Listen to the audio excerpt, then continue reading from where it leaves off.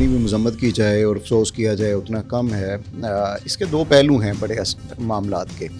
एक तो ये है कि हमारे मुल्क के हालात बेहतर होते और यहाँ पे लोगों को अपॉर्चुनिटीज़ हासिल होती तो कभी भी हम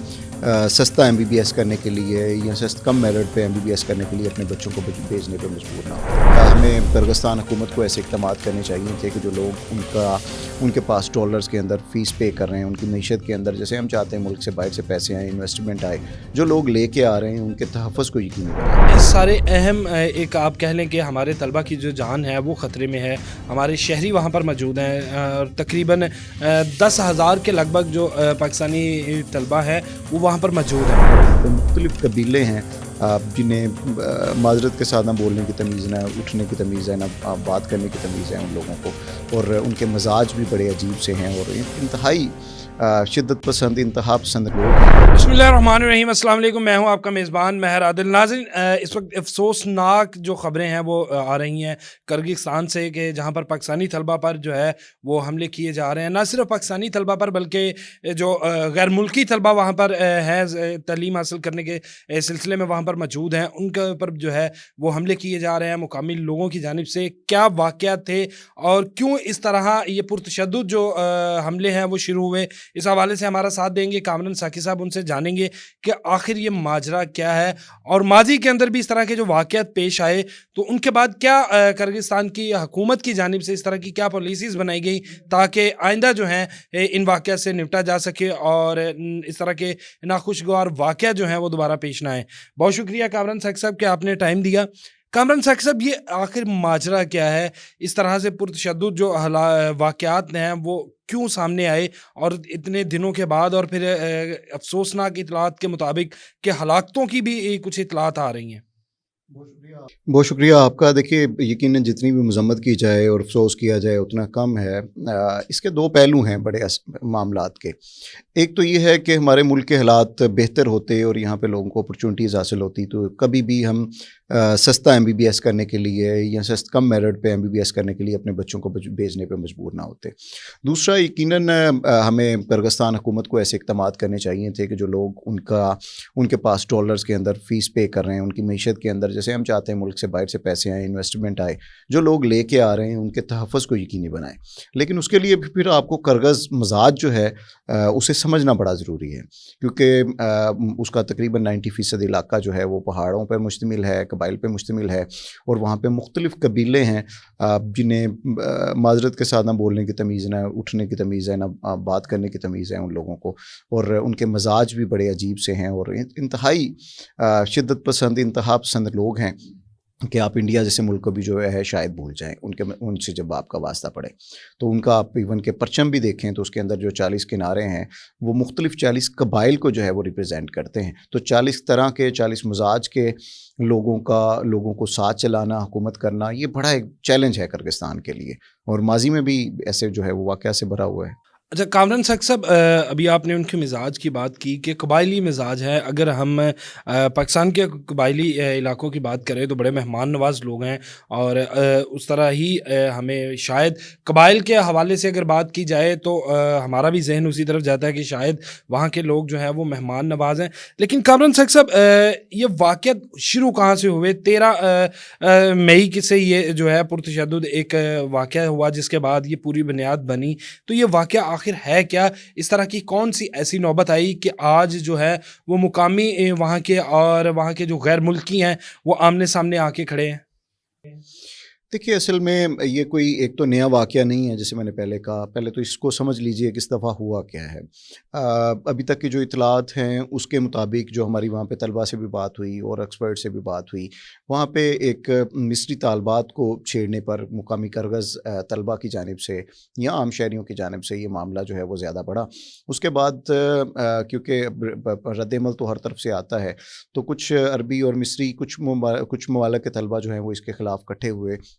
और जो किर्गिज़ लोगों का या किर्गिज़ شہریوں کا یا طلبہ کا جو الزام ہے اس کے مطابق انہوں نے ان کو تشدد کا نشانہ بنایا، جس کے بعد جس کے حوالے سے جو ہماری پاکستانی طلبہ اور بنگلہ دیش اور انڈیا اور ایون کہ مصری طلبہ سے بھی جو بات ہوئی تو ان کا کہنا تھا کہ ایسا کوئی واقعہ پیش نہیں آیا، ہراساں کرنے کا معاملہ ضرور تھا جس میں شہریوں نے ہی جو کرگز تھے انہوں نے مداخلت کی، اور شہریوں نے ہی ان طلبہ کو جو کرگز تھے، کرگز نہیں یعنی کہ آپس میں ان شہریوں کی لڑائی ہوئی اور جس کی ویڈیو سوشل میڈیا پہ وائرل ہوئی۔ پوری منظم مہم جو ہے وہ کرگز طلبہ اور شہریوں کی جانب سے، جو میں نے کہا کہ قبائل ہیں، انتہا پسند ہیں، شدت پسند ہیں، انہوں نے چلائی کہ جی یہ مہاجر آ گئے ہیں، جیسے پنجابی میں کہتے ہیں مہاجر آ گئے نے پھڑ لو انہوں نے، یہ تک ملک دا ستیہ ناش کر رہے ہیں، ہمارے اقتدار تہذیب فلاں یہ قبضہ کر لیں گے، یوں ہو جائے گا۔ تو وہ معاملہ پھر بڑھ گیا اور پورے ایک جتھوں کی صورت میں لوگوں نے جو وہاں پہ مقامی افراد تھے وہ شدت پسند تھے، انہوں نے نہ صرف پاکستانی کے مقیم طلبہ و طالبات کے ہاسٹلس پہ حملے کیے بلکہ جو باقی عرب ممالک سے تعلق رکھنے والے بنگلہ دیش اور انڈیا کے طلبہ و طالبات کے جو ہاسٹلز ہیں ان کے اوپر بھی حملے کیے، اور وہاں پہ چھری چاقو چلانا تو کوئی معاملہ ہی نہیں ہے۔ جیسے ہم کسی کو ایسے جاتے ہوئے گالی دینے میں بھی تھوڑا سا اک جاتے ہیں، لیکن وہاں پہ چلتے چلتے کسی کو چھری مار دینا، چاقو مار دینا، یہ عام سا ایک مزاج یا طریقہ ہے، جیسے وہ کسی جانور کو ذبح کر رہے ہوں، ایسے بندوں کو اچھا ذبح کامران کر رہے صاحب، ہیں۔ یہ کس شہر کے اندر یہ واقعہ جو ہے وہ پیش آیا اور کس شہر کی آپ بات کر رہے ہیں، ذرا یہ بھی ہمیں بتائیے گا۔ اور دوسرا،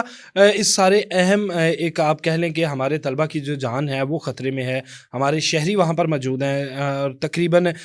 10,000 کے لگ بھگ جو پاکستانی طلبہ ہیں وہ وہاں پر موجود ہیں، تو ان کی جان کو بھی خطرہ ہے، اور نہ صرف پاکستان بلکہ دوسرے جو ممالک ہیں، جس میں آپ نے ابھی بتایا کہ بنگلہ دیش، انڈیا اور مصر اور عرب ممالک سے لوگ جو ہیں، جو اسٹوڈنٹس وہاں پر پڑھنے گئے ہیں، تو ان کی جان کو خطرہ ہے۔ پاکستانی گورنمنٹ جو ہے وہ اپنے طلبہ کے لیے رہنمائی کے لیے، ان کی حفاظت کے لیے کچھ ایسے اقدامات جو ہیں وہ آپ کو نظر آئے، یا ان کے بارے میں ابھی کیا تفصیلات جو ہیں وہ آپ تک پہنچی؟ دیکھیے، سب سے پہلے تو جو آپ کا آخری سوال ہے کہ پاکستانی حکومت کا کیا کردار ہے، انتہائی معذرت اور افسوس کے ساتھ کہنا پڑتا ہے کہ وہاں کے ایمبیسی، بلکہ ہمارے ملک میں جہاں جہاں پہ بھی ہمارے ایمبیسڈرز ہیں وہ کو میرٹ پہ تو لگائی نہیں جاتے، کسی کا چاچا ہے، تایا ہے، کسی نے الیکشنز پہ انویسٹ کیا ہے، کسی نے زیادہ کا وعدہ کیا ہے، کسی نے وہاں پہ اپنے ان کی تجارت کو جو انفرادی حیثیت میں لوگوں کی ہے جو صاحب اقتدار ہیں پاکستان کے، انہیں پروٹیکٹ کرنا ہے، تو ان لوگوں کو وہاں پہ لگایا جاتا ہے، انہیں ان کے اپنے شہریوں سے مطلب تو ہوتا ہی نہیں ہے معذرت کے ساتھ۔ اس بار بھی ایسا ہی ہوا ہے، جو ٹویٹ آپ دیکھیں گے اس کے اوپر ابھی آپ ڈائل کر لیجئے نمبر، انہیں کال کیجئے، انہیں کہیے کہ میں مصیبت میں ہوں تو فوراً کال آپ کی ڈراپ کر دیں گے۔ یہی ہمارا جب کرگستان میں جو جس شہر کی آپ نے بات کی پشکین میں، وہاں پہ ابھی طلبہ جہاں پہ یہ افسوسناک واقعہ ہوا، وہاں پہ بھی طلبہ طالبات سے بات ہوئی تو انہوں نے کہا بھائی جو اس کے اوپر لائن نمبر دیا گیا ہے اسے ہم ڈائل کرتے ہیں تو اور بتاتے ہیں کہ مصیبت میں اٹینڈ ہوتا ہے، بتاتے ہیں مصیبت میں، وہ بجائے رہنمائی کرنے کے یا ہمیں کچھ بتانے کے وہ کال کو ڈراپ کر دیتے ہیں۔ ایک بندہ پہلے ٹینشن میں ہے، پریشانی میں ہے، باہر جان لینے والے کھڑے ہیں، اور اپنے ملک کے جن سے تھوڑی بہت بھی امید ہے کہ یہ ایمبیسی کچھ ہمارے لیے کر سکتی ہے، ہم ان کے شہری ہیں،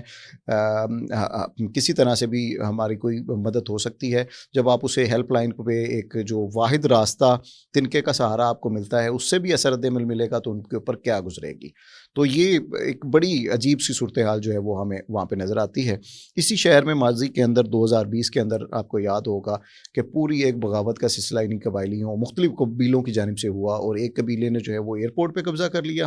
ایک حضرت قبیلے نے ہاسپٹلز پہ قبضہ کر لیا۔ اب وہ یہ مطالبہ نہیں تھا کہ جی گیس اور سوئی بجلی کی قیمتیں کم کر دیں، یوں کر دیں، بلکہ یہ تھا کہ ہم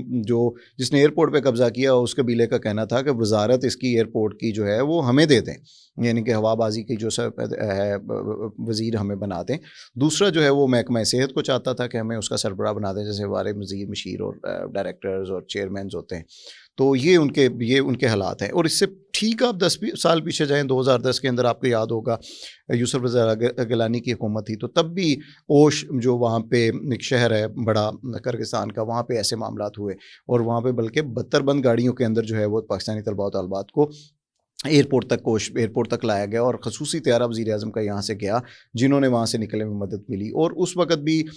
4 جو پاکستانی طلبہ ہیں وہ جاں بحق ہوئے، اور اس بار اللہ تعالیٰ ان کی حفاظت فرمائے۔ ابھی تک کی اطلاعات جو ہے وہ بڑی آمین، اللہ پاک ان کی حفاظت فرمائے۔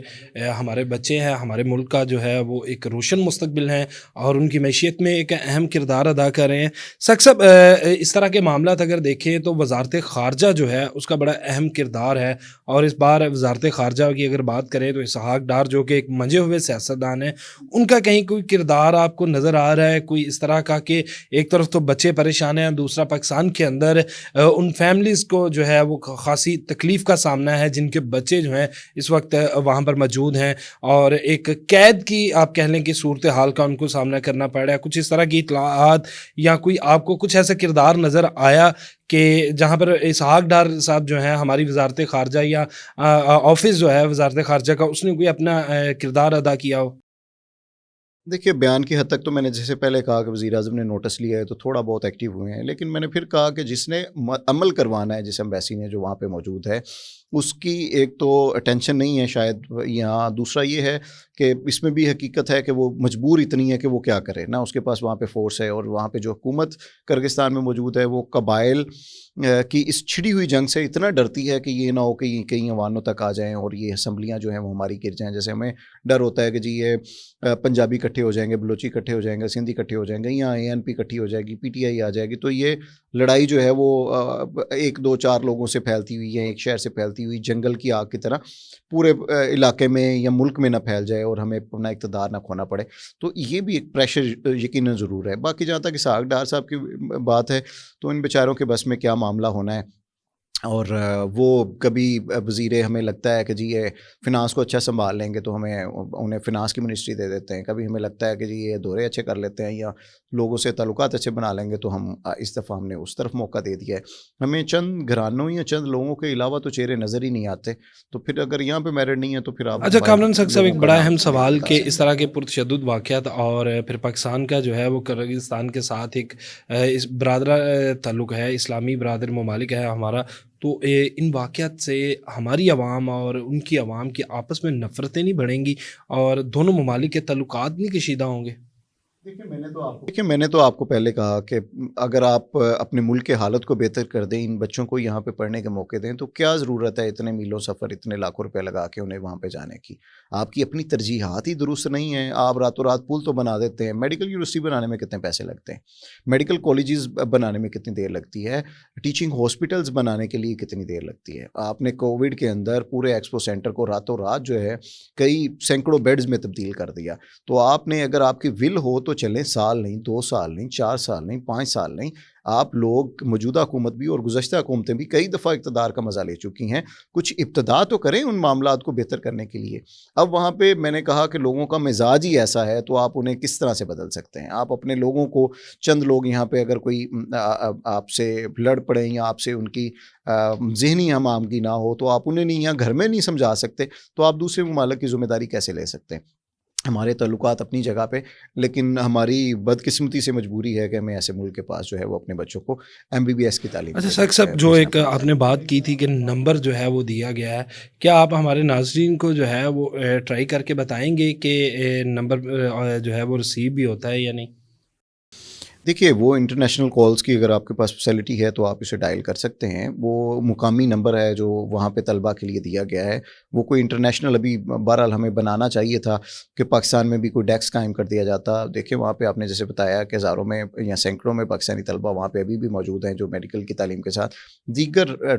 जो शोबे हैं वहाँ पे भी एजुकेशन हासिल कर रहे हैं। तो वो फ़िक्रमंद हैं कि खुदा न खास्ता उनका बच्चा ज़ख्मी तो नहीं है, किसी का राब्ता नहीं हो पा रहा होगा। वहाँ पे मुमकिन है कि सोशल मीडिया पर पाबंदी या गवर्नमेंट ने कोई इक़दामात किए हों या मोबाइल सर्विस को बंद किया हो, तो यहाँ पे भी हमें डेस्क कायम कर देना चाहिए था और उसका नंबर देना चाहिए था, लेकिन ऐसी सूरत हाल नज़र नहीं आती। तो हम वहाँ पे जो नंबर मुकामी तौर पे दिया गया है पाकिस्तानी एम्बेसी की जानिब से, वहाँ पे उन्हें रद्द-ए-अमल जो है वो बिल्कुल ज़ीरो रिस्पॉन्स जो है वो आपको मिल बहुत रहा है। शुक्रिया कामरान साहब कि आपने अपना कीमती वक्त दिया। नाज़रीन